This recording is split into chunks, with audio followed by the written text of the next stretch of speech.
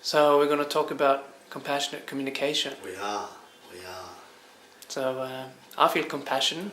So what is compassion? Well, I used to feel a lot of compassion for me and not so much compassion for others. No. And that's why I just love this training so much. And I love doing compassionate communication. I use it every day now. Yeah. I use it if I get into any kind of conflict. I use compassionate communication. If I'm in a shop, I'll use compassionate communication. Yeah. If I'm meeting someone, I'll use compassionate communication. If I've got a difficult email to write, I'll definitely use compassionate communication. Because I can express myself so clearly and in a way that other people are willing to listen to and connect to and then respond to.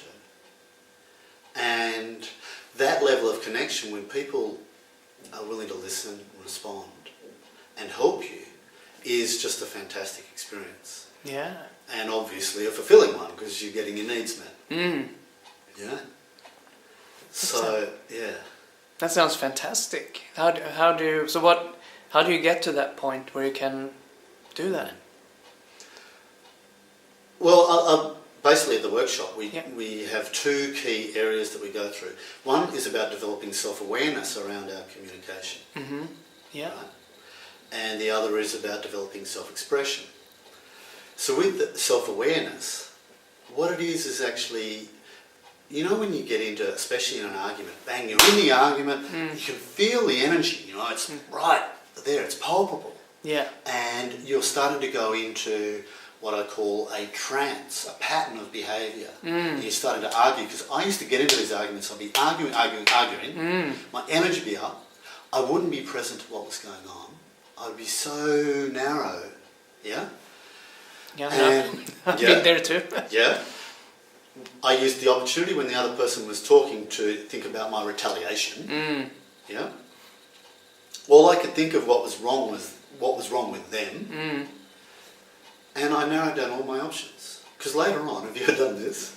Later on I've walked away and gone, oh, why didn't I say that? And I could have said that. Yeah. You see, later on when I walked away, my energy had gone. My energy had become still, more calm. And I had more flexibility about the possibilities. Yeah. So we teach you this. That first part is self-awareness about managing energy. We also develop self-awareness around having compassion for the other person. The Dalai Lama calls it selfish compassion. Yeah. Because the more we give compassion to others, amazingly the more compassion that comes back to us. Now it sounds paradoxical. Because if it's like that, why aren't we doing it? Yeah. What's stopping us from doing? Because I can totally relate to what you're talking about. So what is stopping me and other people or for us to do that? Well, unfortunately for us, we've been conditioned for about 8,000 years. You know that we learn from our parents. Yeah. And that's why in the Buddhist tradition, the Dalai Lama, as a Lama, he was taken away from his parents at the age of 5. Because we learn, first we become who we are, 50% comes from our genes, from our parents, and the other 50% we learn from our parents. Yeah. So they figure if you take a young monk away at 5 years of age, at least he's got a 50% chance. So we've been conditioned by our parents, who were, as children, conditioned by their parents, who as children were conditioned by their parents, who, for 8,000 years this has been going on.